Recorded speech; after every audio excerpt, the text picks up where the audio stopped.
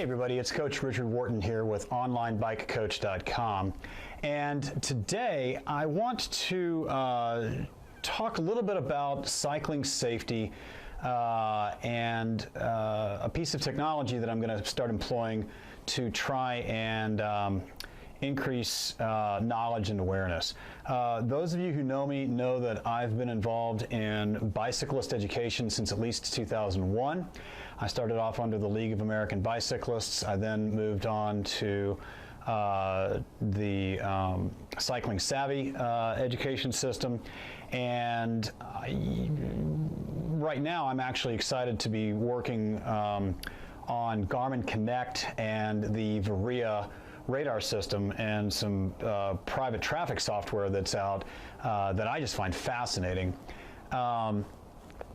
One of the most important things that I've learned with the classes that I've taught is that the vast majority of the time, and I'm talking, you know, hundreds of cars, hundreds of motorists passing you per ride, the vast majority of the time, motorists do not turn the ignition over in their cars with the intent to kill. Now, yes, you do have the odd occasion where you get aggressive motorists.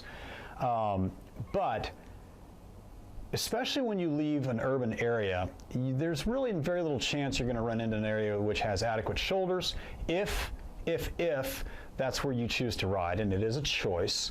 Especially when you're out in rural areas, it's not necessarily safest to ride as far right as practical. There's a different law, and it's called as far to the right as practicable. And what that means, that legal difference means, is that when a cyclist is a road user, meaning between the fog line and the lane stripe, the law of first come, first serve actually applies.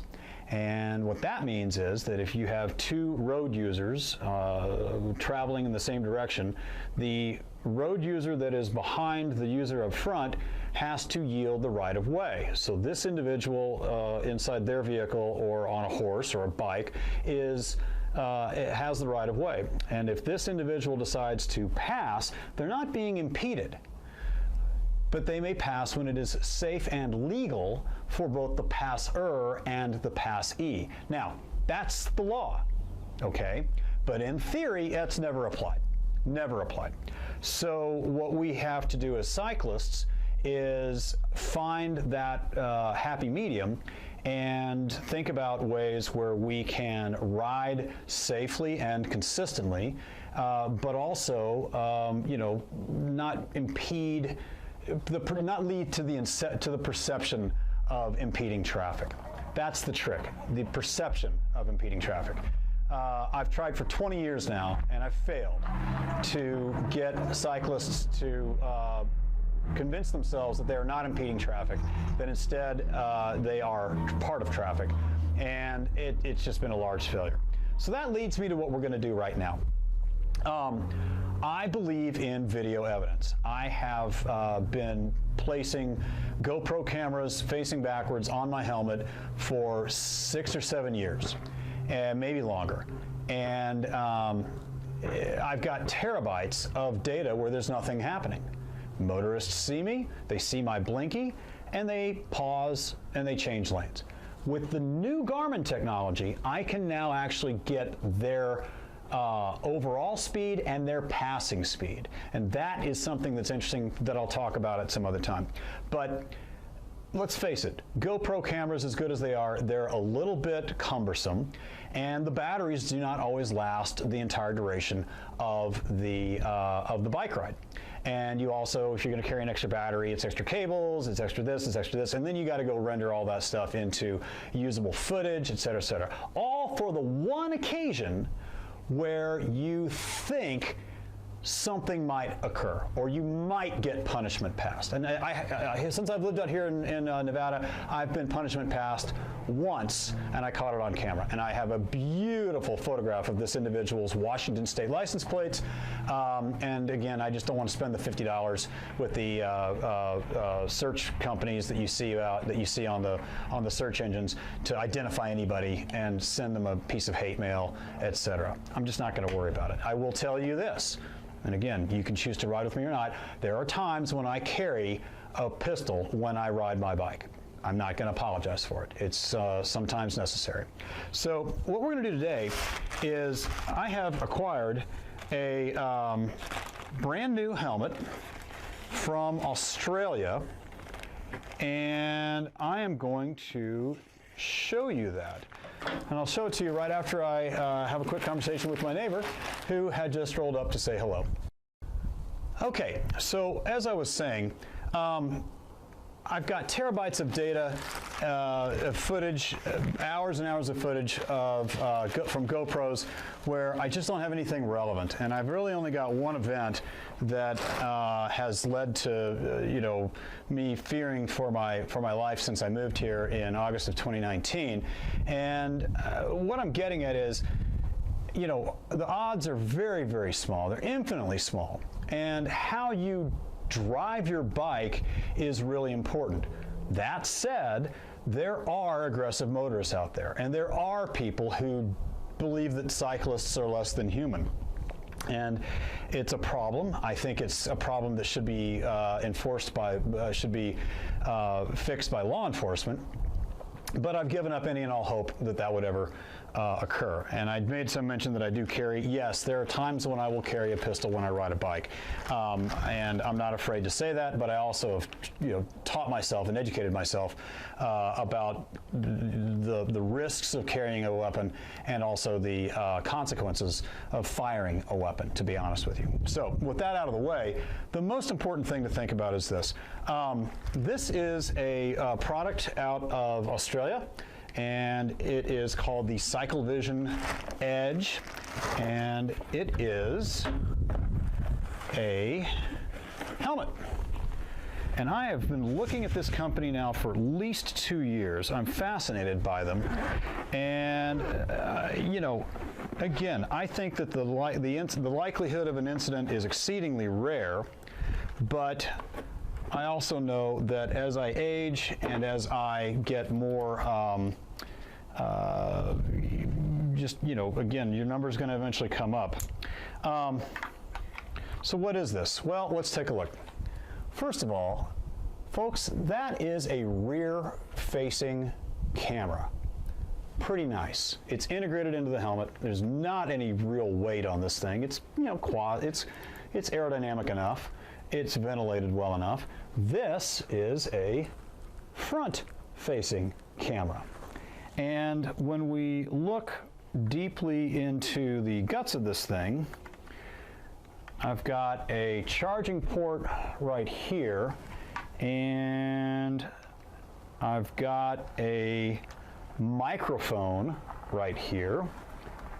I've got a charging port up front, and I've got a microphone right down there.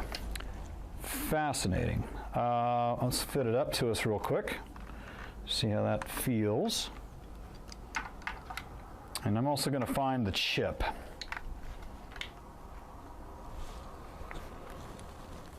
Now again, this may or may not be ANSI or Snell certified, but to be honest with you, I really don't care, because I know enough about helmets and helmet technology to know that a helmet really is not going to do much beyond the first impact, and by and large, it has a practical purpose, but it's really just as much for decoration and to show you and your family members that you actually care. I feel much more important about carrying a good solid helmet with me when I'm riding my mountain bike than I do about riding a road bike.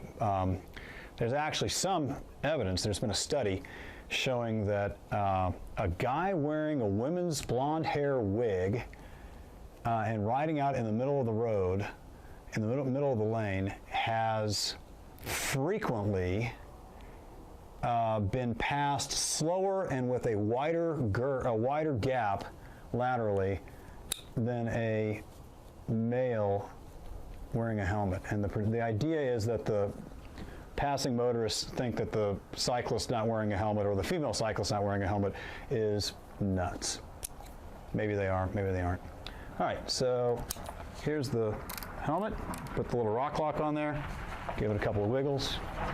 Yeah, it's a lot less heavy than the big old camera that I would usually put on the top.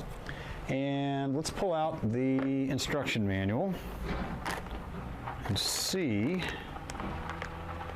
if there is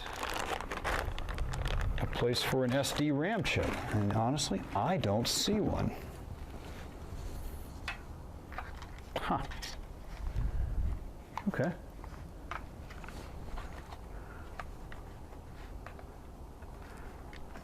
Interesting. Okay.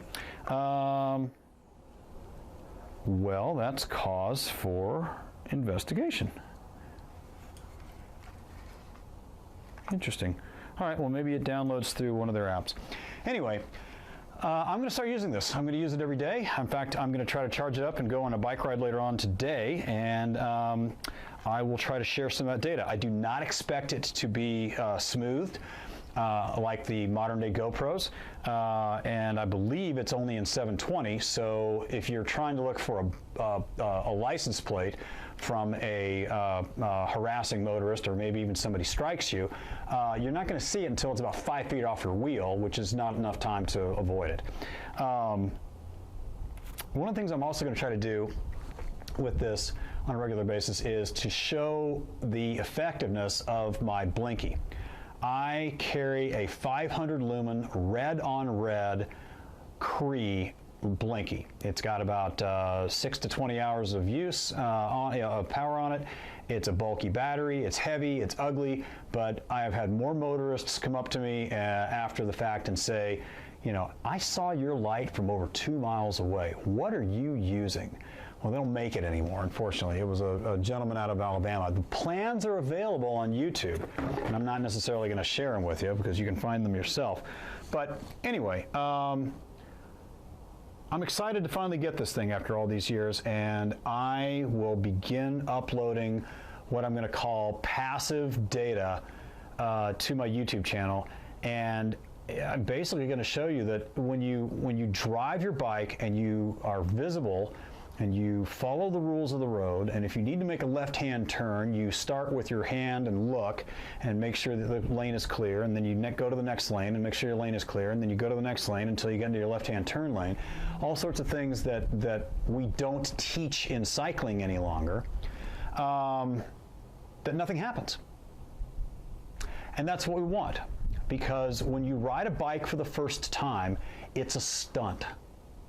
When you ride your bike for a week, you're still enjoying an adventure.